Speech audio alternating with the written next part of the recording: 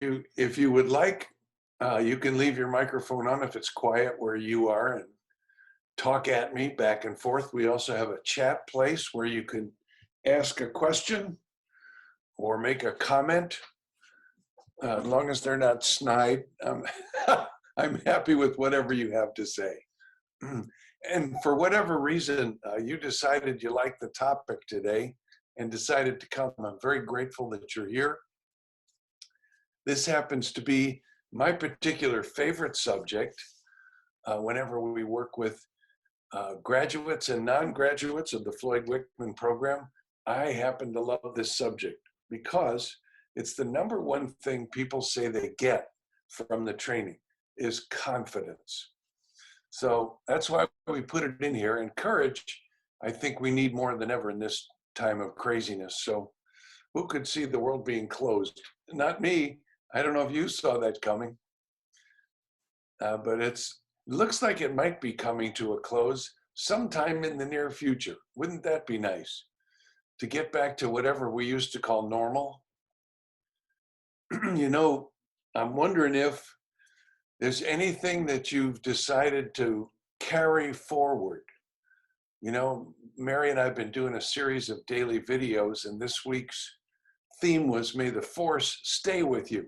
Whatever it is you were forced to do that you've never been forced to do before, maybe you've discovered, you know, I should keep doing this later on, even when I don't have to. So here's your topic today: how to develop courage and confidence.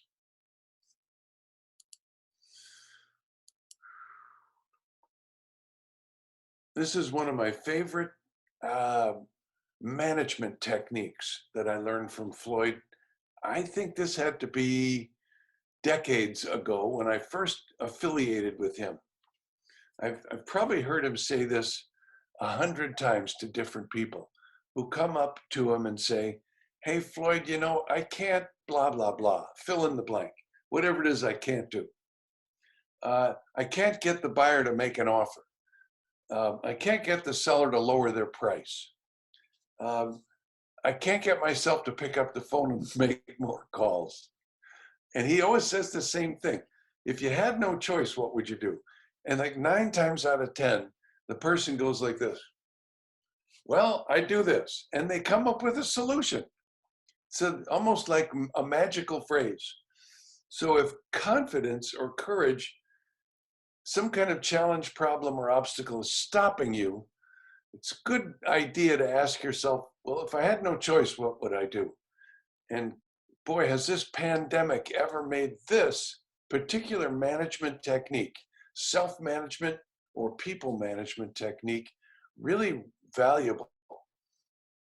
So I wanted to start off today, whether you know me or not, I'd like to connect with you and ask you a couple of questions. You know, I've been teaching Floyd's program since some of you were born, since before some of you were born, maybe that long. So I've got a particular point of view. I'm not saying it's the best point of view, and I'm not saying it's the only point of view, but I think it's really unique because I've been at this from the beginning with Floyd, created programs with him, created videos, audios, events, teams. We've recruited thousands of agents. So our point of view is based on a lot of experience. And I think a lot of success helping people. And the major question I wanted to start with is, what would you do? What would you even attempt if you knew that just by trying it, you couldn't fail? What would you do if you knew it were impossible for you to fail? Because the truth is, you can't fail. If you try, you can't fail. And Wonder Woman and Superman have taught us that. We are all, deep within, superheroes with superpowers. Whether you believe it or not, I know Floyd has always said this to me, don't see people just for who they are, see them for who they can also become. And by doing that, you really empower people. But I think if you absolutely knew you couldn't fail, it'd take all the fun out of it. It would certainly take all the mystery out of it. You know, my sons and I go to a festival for Beatle fans once a year in Chicago. And I mean, they were born way after the Beatles broke up, but they love their music. And there's a couple of competitions that go on at this festival. And one of them is called the Sound Alike Contest, and one of them is called the Battle of the Bands. And my sons and I have done both. And I'll tell you, getting up in front of an audience of 2,000 people to sing your version of a Beatles song, first of all, it was done better than you by the Beatles, but also to an audience of people who know every note and every harmony part and every word. It's kind of scary. And every time I get up on that stage, and I've been doing this for 20 some years now, it's almost like the fingers on my guitar hand turn into marshmallows. But I love that feeling of putting yourself out there and being scared to death, shaking in your boots, but at the same time, knowing that you're as alive as you can possibly be.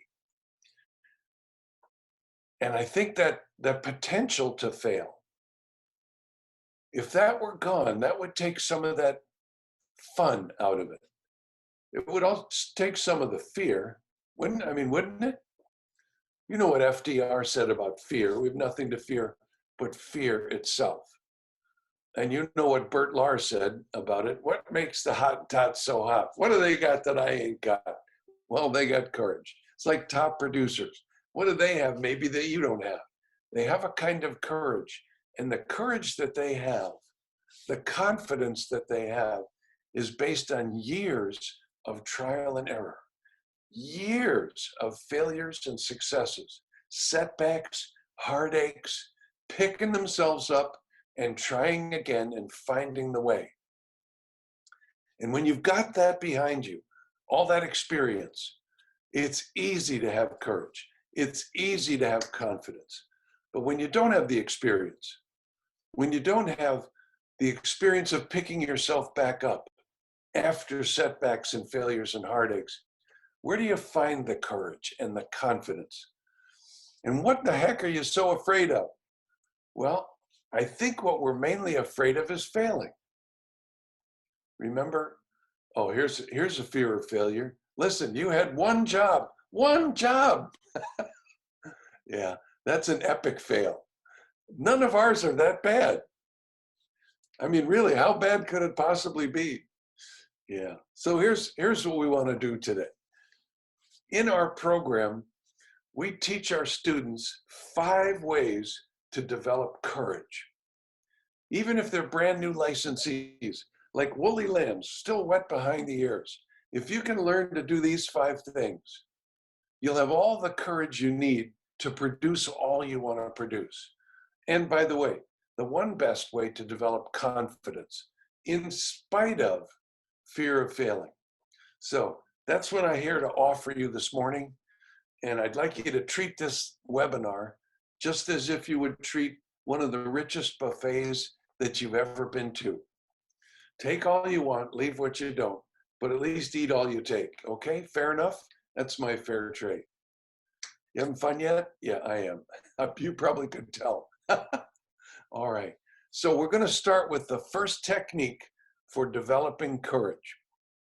And here it is. Never, ever, and make a note of this, capital N, never, capital E, ever, never, ever say yes to an appointment unless it meets your standards. Now, I want to teach you what Floyd's standards are. These are what we give to our students.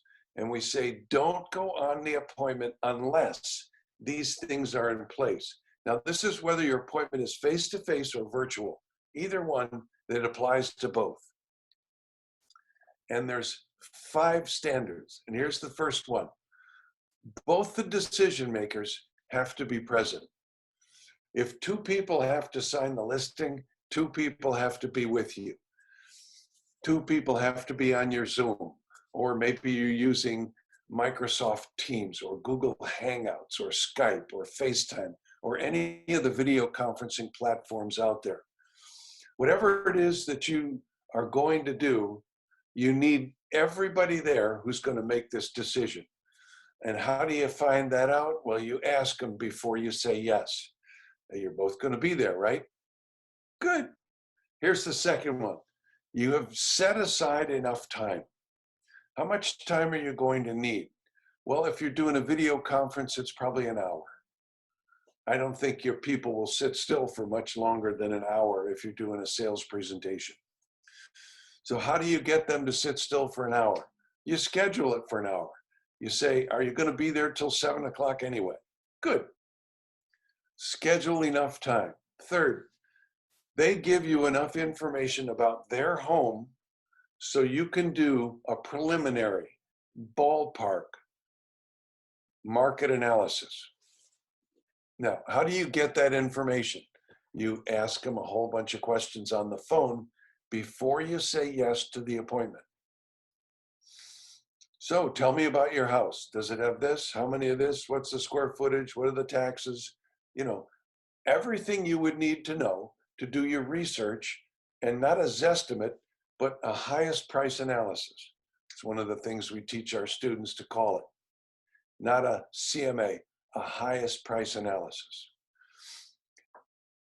Never say yes to the appointment until you know what their reasons are for selling. Ask that before you do your research, before you go over there, or before you meet with them on Zoom. Why are you thinking of selling? And here's the last, and certainly not the least. In fact, it might be the only important thing you need to know. What price are they thinking? Do you know what will cause failing more than anything else on a listing appointment? Arriving at pricing without knowing what they're thinking. Because pricing then becomes an argument, as opposed to just a couple of people putting their heads together to come up with a price they can both live with. That's the difference. When do you want to find out they want more than you know they're going to get? Have you ever been on one of those appointments? Oh, I bet you have. It's very common. They want more than the comps show they're going to get. When do you want to find that out? When you get to pricing? No, that's like being ambushed.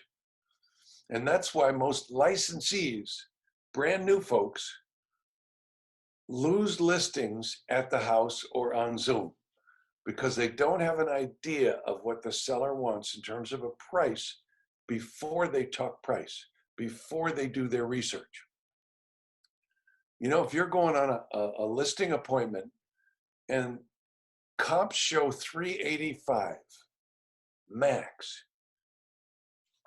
and you get to pricing and the seller says, we won't take anything less than $500,000. Whoops. How do you talk them into 385? You can't. It's impossible unless you argue with them. So find out what price range they're thinking. And you know, if you will make this a standard, and this really does apply to buyers as well, reasons why they're thinking of buying, what price range they're thinking, it's all the same. Enough information to do a survey on what they're looking for, come up with possibles. If you'll put these 5 standards in place, you're going to go on, here's a Wickman word, gettable appointments. There's really almost nothing worse than getting to a house and finding that he's there but she's not. Whoops. Do you sit down and give him your presentation and then leave? And then when she gets back, he gives her your presentation. And you know what? He's nowhere near as good as you. You need them both there. There's nothing worse than getting ambushed at the last minute to find out they want 50% more than the comps tell you that they're going to get. You need to know that in advance. Knowing this stuff in advance gives you courage. And that's number 1 technique. Set standards before you say yes to an appointment. Here's number 2. Talk to yourself before the appointment. Now, this is on the way in the car or on the way to your Zoom meeting. You want to talk to yourself. Give yourself courage, because it's a gift you can give yourself with an affirmation. Repeat this. I'm not meeting with them to see if I can get the listing. I'm going to see if I even want the listing. And if I want it, I'll do them a favor and I'll take it. Now, say that 10 times before you start your appointment. I'm not meeting with them to see if I can get it. I'm going over to see if I even want it. That's about attitude. You know, if you're about to go on a listing appointment, whether you're going over there physically or you're meeting in a video conference, and you're thinking to yourself, I hope I can get this one. First of all, that's negative thinking. It's scarcity thinking. And it's fear thinking. You don't even know if you want it yet. I always ask my students this, by a show of hands, who's ever had the listing from hell, please? Show a hand. Yeah, the one you thought to yourself, oh my gosh, why did I take that listing? Every time the phone rings, you hide under the desk, hoping it's not them calling. Yeah. It's too soon to want the listing before you even meet with them. So tell yourself and say this out loud. I'm not meeting with them to see if I can get the listing. I'm meeting to see if I even want it. And that will give you a whole different approach to this appointment, this meeting, this get together. You know, meeting with the buyer, that's not scary, but meeting with a seller, that's pretty scary, thinking about all the things you have to remember.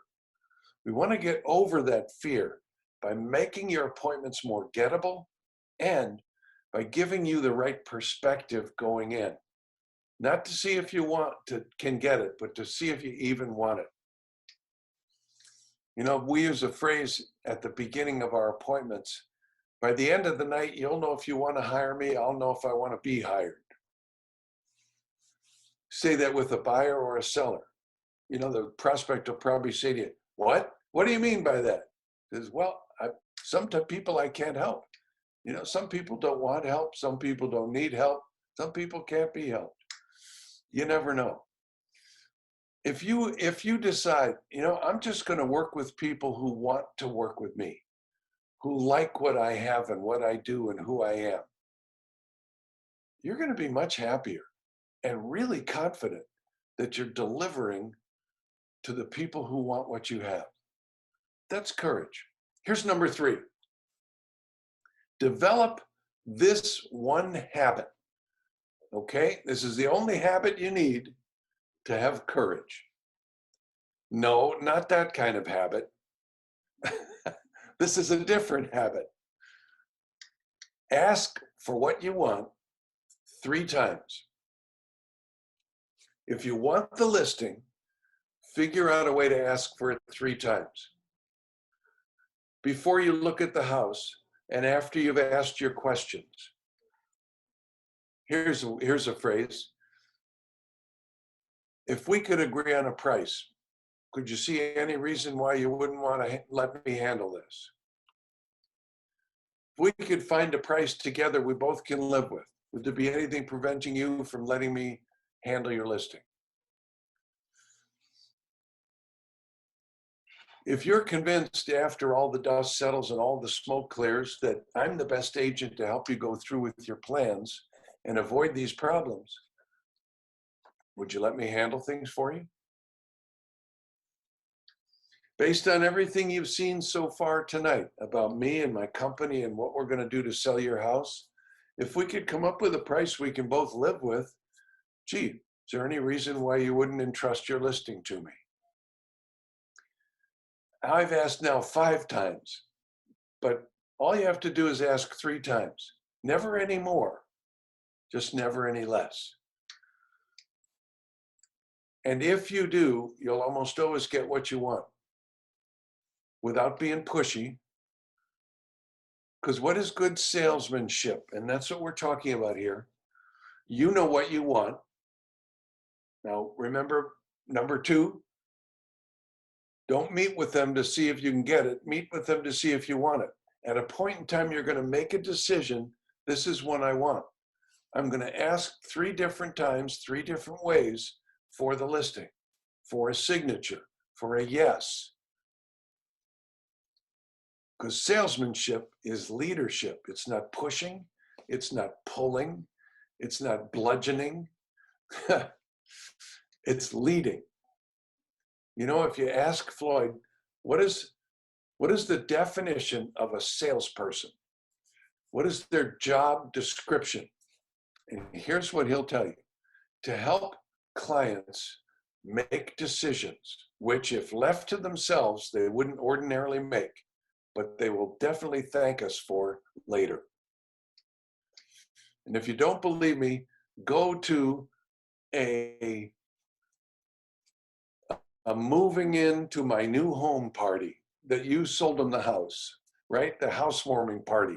Go to one of those and you walk in and you're a big hero because you helped them make the decision to get into this house. If you left it up to them, okay, folks, if you like it, make an offer. If you want to make an offer, just put whatever price you want on there. Yeah. If you left it up to them, they'd never figure out how to buy a house. You know, we're pivoting to a virtual universe, to a virtual job description as a real estate agent. And some agents are fearing, well, if I'm doing everything virtually, am I still worth 6% or 7% or 8% or whatever you charge? Well, you're actually worth more now because the whole landscape has changed. Buyers and sellers are going to need you more than ever. And they're going to need you to lead, not to wander around with this bewildered look on your face going, gee, what do we do next? You got to know the whole process and know what you want. And boy, by knowing what you want and having the habit of asking for it 3 times, that's courage. Here we go. Number 4. Let go. Okay, I want it. Okay, I'm going to ask for it 3 times. But the end result, whether or not they say yes, whether or not this goes forward, whether or not this is a positive experience, that's not up to you. It's just up to you to do the activity. Let a higher power, let the universe, whatever you want to call it, the infinite intelligence, okay, God, let fate figure it out, because the end result is not in our hands. You know that. I know you know that. Deep in our hearts, deep in our souls, deep at the core of who we are, we know it's not really up to us what the end result is. It is up to us to do the activity that results in that end. Just take things one step at a time and stay on track. That's all you have to do. And by letting go of the end result, I think you find the courage to do what it is that we're supposed to do. Ring the doorbell, smile, pay them a compliment, take them to the kitchen table, break the ice, show them your preview of coming attractions, ask all your questions, get up and look at the house, come back, put on your marketing plan, do your pricing presentation, handle hesitation, and close, right? That's all we need to know. If I'll do that, I'll get some, I'll lose some. You won't get them all. You can't get them all. Nobody can get them all. You wouldn't want them all even if you got them all. You couldn't help them all if you got them all. But you can do what it is you're taught to do, what Floyd gave us to do, the track. Take things one step at a time, stay on that track.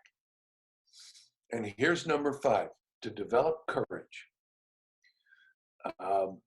It's an exercise. The next time you're allowed to leave the house, and if you have to wear a mask, that's okay. Drive by a for sale by owner. You ever see one of those out there in the marketplace? Yeah. These are people who are trying to sell their house without the aid of a real estate agent. Now, 92% of all home sales begin on the internet but 92% of all home sales are assisted by a real estate agent. Why is that? Well, because we make more money for people than they can make. We can do it quicker than they can do it. We solve problems at the end and we prevent problems at the beginning. You want to try to figure out how to sell your house on your own? You know, what's different in the last 2 years? Regulations, laws, appraising, inspecting. My gosh, there's so much different. No wonder for sale by owners are bewildered. So you're going to drive by a for sale by owner. This is going to build up some courage. Maybe the next day you drive by that same for sale by owner and you actually stop the car. Can you imagine that? Driving by and stopping the car. And maybe the next day you'll actually get out of the car. See the courage? Can you feel it building? I know you can. It's building up, isn't it? Yes. And maybe even the next day, you'll not only drive, but stop and get out and walk up to their door. Now, at this point, the for sale by owner peeks out behind the curtain and you run away. Okay, that's day 4. Day 5, though, you drive up, you stop the car, you get out, you walk up to the door, and you ring the bell or you knock. Guess what happens? They answer the door. What does Floyd tell you to say at that point? Something. Open your mouth. Something will come out. Can I use your bathroom? I don't know. Something will come out. What should you say? It doesn't matter what you say. How do I know it doesn't matter? Because you can't fail if you try. You can't fail if you try. Now, it took 5 days to build up to saying something, to stopping, getting out, to ringing the bell and saying something. But you know what? Just by doing that, you're a hero. You're a Superman. You're a Wonder Woman. You've got courage. Now, what should I say? Oh, maybe you're thinking this. Oh, I could never do that. Well, you should say something. How about this? How come you're selling by owner? Are you trying to prove something that you can do it yourself? Or is there some other reason? Do you know what the other reason is? Yeah, of course you do. They're trying to save money. They don't want to pay a commission. You don't want to pay a commission. Okay. What's more important to you? Paying a commission or netting the maximum amount? How much cash you get from the sale? Oh, what if I could get you more cash than you could get? Would you have to do it yourself? See, that takes some guts to say. But you'll get the courage if you'll do the activity. Because eventually it will come out. The first time it might be,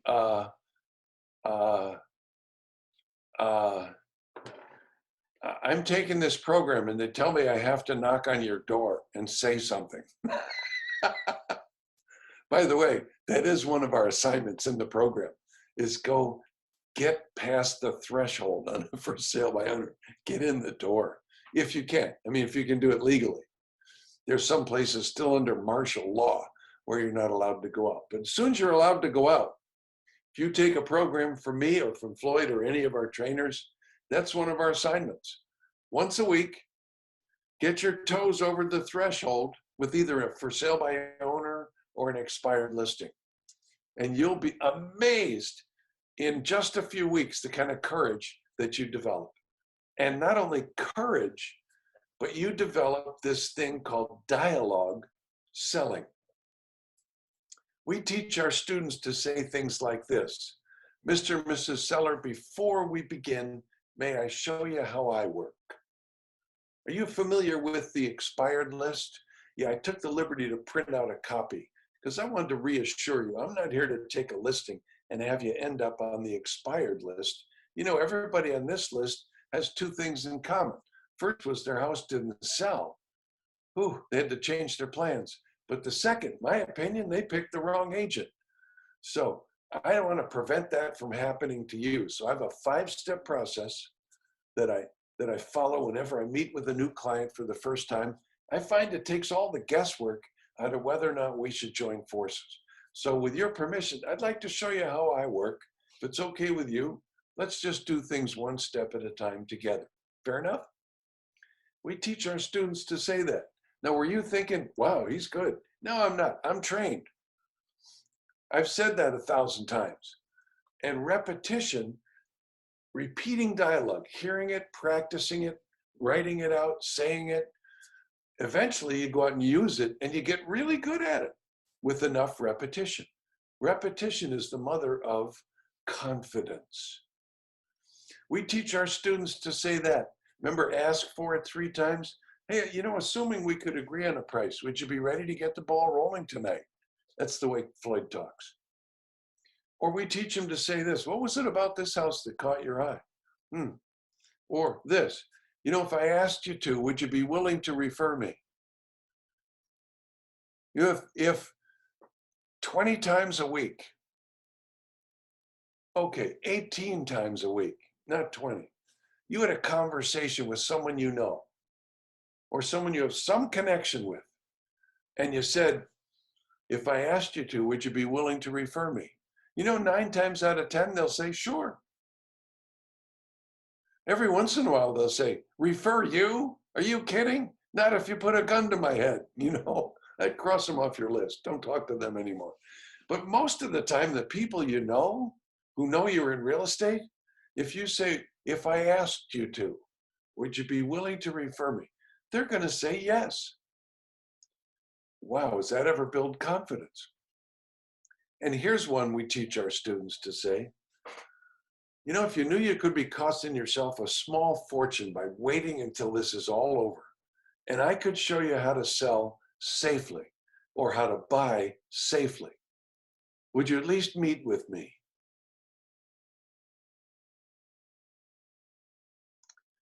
Imagine the confidence you'd have. And it all comes from learning dialogue. Not necessarily those words, but learning the concept behind those words and putting them in your own words. That's what Floyd says to do. Use your own words. I'll give you the idea, the principle. He was a 9th grade dropout.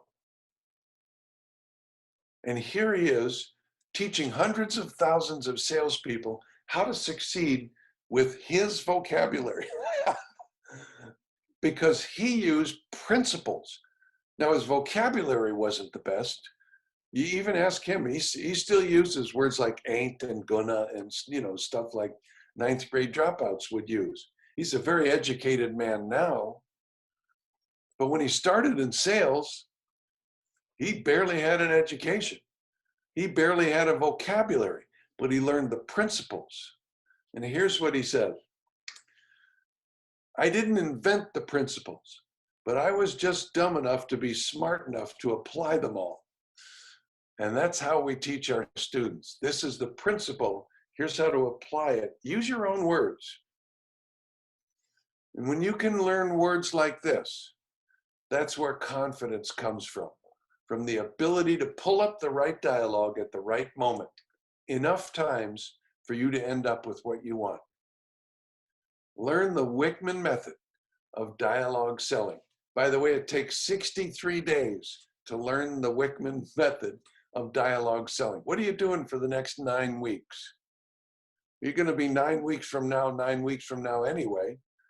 But if in 63 days I could teach you not only this, but hundreds of dialogues to give you confidence and courage, where would you be 63 days from now? By the way, our students produce an average of 6 listings and sales in 63 days. Let's say it's 9 weeks from today, and you've got 3 new listings and 3 new sales you didn't have without me. What would that be worth to you? Well, you can do that yourself, or you can do it with me, with us, the Floyd Wickman team. Do it together. We're starting our next program a week from today, at 11:30 Eastern time. We've got 10 sessions. They go from 10:30 Central to noon, or 11:30 Eastern to 1, or if you're in Pacific time, I think it's 4 o'clock in the morning. No, it's 8:30 in the morning. That's when it starts. We have one student coming from Hawaii. For her, it will be 4 o'clock in the morning. There's 10 sessions, so they're each 90 minutes, and it's every Thursday for 63 days. You get all the student resources you need. In other words, audio, video, printed text, everything you need to learn the Wickman method of dialogue selling and the A through Z of being a master salesperson. Enrollment opens May 7th. Hey, that's today, Anna, isn't it? Yeah. How do I enroll? You go to Floyd Wickman, floydlivestream.com. That's how. And there's an introductory video there. There's an audio there. It'll answer all your questions about the program. I would love for you to join me. This is what you get at the end, plus a lifetime of courage and confidence. You know, gang, I really appreciate you being with me today. And all I can say is thank you.